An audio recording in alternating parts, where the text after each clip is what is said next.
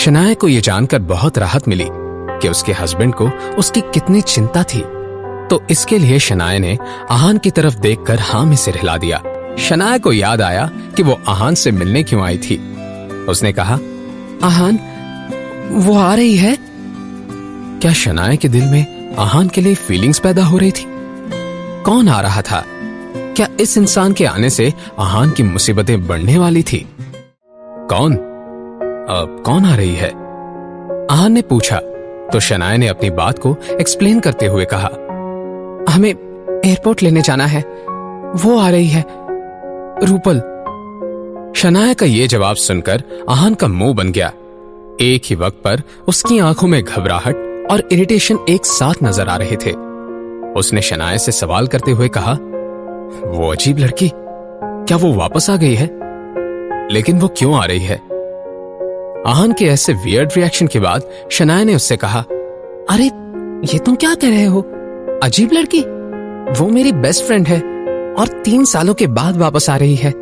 चलो अब जल्दी से रेडी हो जाओ, देर मत करो, मैं उससे मिलने के लिए बहुत एक्साइटेड हूँ। इस बड़े से शिमला शहर में अगर आहान रायजादा किसी से डरता था तो मिसेस यामिनी गिल के बाद वो रूपल गुप्ता थी।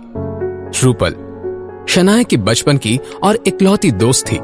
3 साल पहले शनाया की मॉम के साथ उसने भी आहान और शनाया की शादी के लिए अपना अपोज बिना डरे दिखाया था। वो तो आहान की जान तब छूटी जब शादी के 1 महीने के बाद ही रूपल पढ़ने के लिए लंदन चली गई। आहान ने अपने बाल बनाते हुए मन ही मन में कहा, कई दिनों से मैं कितना खुश था। मैं तो चाहता था कि वो अजीब लड़की कभी वापस ही ना आए। कुछ देर बाद आहान और शनाया टैक्सी से एयरपोर्ट पहुंचे। करीब करीब आधे घंटे तक गेट पर इंतजार करने के बाद आखिरकार एक गोरे रंग की हाइटेड लड़की अपनी सूटकेस को खींचते हुए बाहर आई। उसने अपनी आंखों पर बड़े बड़े सनग्लासेस पहने हुए थे। वो अपनी लंबी लंबी हील्स में चलते हुए आहान और शनाया के पास आ गई। ये लड़की रूपल गुप्ता थी। अब जबकि रूपल शनाया की बेस्ट फ्रेंड थी तो ये बात जाहिर थी कि वो हर मामले में शनाया को अच्छे से मैच करती थी। अपने नाम की तरह रूपल बहुत खूबसूरत थी। इस लड़की की पर्सनैलिटी में अलग किस्म का ऑरा था। रूपल ने अपनी सूटकेस को छोड़ दिया और दोनों हाथ बढ़ाते हुए शनाया के पास गई। शनाया ने भी एक प्यारी सी मुस्कान के साथ उसे गले लगा लिया। डार्लिंग, मैंने तुम्हें कितना मिस किया। मैंने तुम्हें भी बहुत मिस किया है रूपल। ये सुनकर रूपल के चेहरे पर एक शरारती मुस्कान आ गई। वैसे मैंने सुना है कि अब तुम स्प्रिंग कॉर्पोरेशन के कंस्ट्रक्शन प्रोजेक्ट की हेड बन गई हो। कांग्रेचुलेशंस। मैं कुछ दिनों के लिए बाहर क्या चली गई, मेरी बेस्ट फ्रेंड तो बहुत सक्सेसफुल बन गई है। ये सुनकर शनाया ने मुस्कुराते हुए रूपल से कहा, अरे इस सब में मैंने कुछ नहीं किया, वो तो आहान ने मेरी मदद की, इस वजह से। शनाया की बात सुनकर आहान के चेहरे पर एक स्माइल आ गई, मगर उस बेचारे को क्या पता था कि ये स्माइल एक पल की मेहमान थी। शनाया की बात सुनकर रूपल ने उसका मजाक उड़ाते हुए हंसकर कहा, आहान ने मदद की? शनाया, अब मेरे साथ मजाक तो मत करो।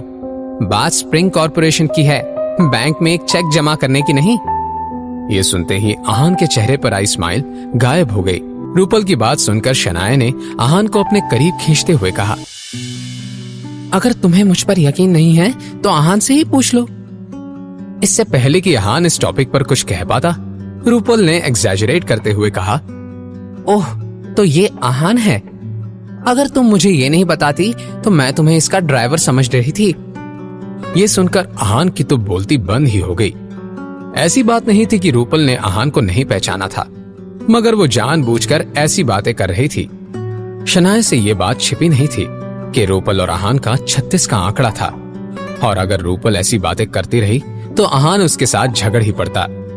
इसलिए शनाया ने मैटर को कंट्रोल करने की कोशिश करते हुए रूपल से कहा, रूपल तुम्हें जरूर भूख लगी होगी, क्यों ना हम पहले किसी अच्छे से रेस्टोरेंट में जाकर खाना खा ले।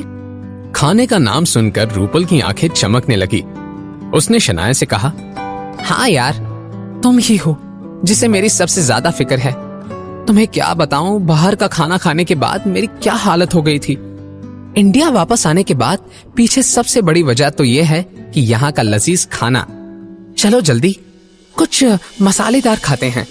आहान को अपने पीछे आते हुए देखकर रूपल ने जानबूझकर तेज चलना शुरू कर दिया। शनाया, अब जब तुम आहान को पसंद नहीं करती हो तो तुम्हें उसे जितना जल्दी हो सके उतना जल्दी छोड़ देना चाहिए। मैं तुम्हें कुछ अच्छे और खानदानी लड़कों से मिलाती हूँ।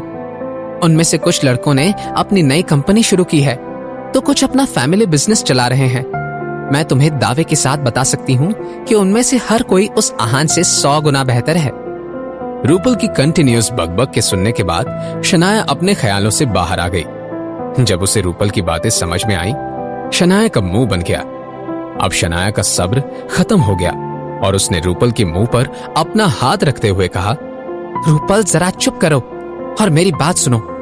ये क्या बकवास कर रही हो तुम? मैं आहान को नहीं छोड़ने वाली, एटलीस्ट तब तक नहीं जब तक वो मुझे छोड़ नहीं देता। ओके, समझ गई? शनाया ने अपनी बात को सीरियस अंदाज में कहा था। यह कहकर शनाया आगे बढ़ने लगी। उसने आहान के बारे में सोचते हुए रूपल से कहा, आहान में कई सारी कमियां होंगी। सबकी नजरों में आहान मेरे साथ खड़े रहने के लायक नहीं है, लेकिन मेरे लिए वो इस दुनिया में सबसे कमाल का लड़का है। और अगर डिजर्व करने की बात है तो मैं ही आहान को डिजर्व नहीं करती। जैसे ही शनाया की बात खत्म हुई, उसने एक जानी मानी आवाज में अपना नाम सुना। यह आवाज किसी और की नहीं थी, आहान की थी। शनाया, रुकिए, क्या आहान ने शनाया की बातें सुन ली थी? अगर ऐसा था तो वो अपनी वाइफ से क्या कहने वाला था? क्या आहान और शनाया अपनी फीलिंग्स को मान लेंगे? जानने के लिए सुनते रहिए पॉकेट FM।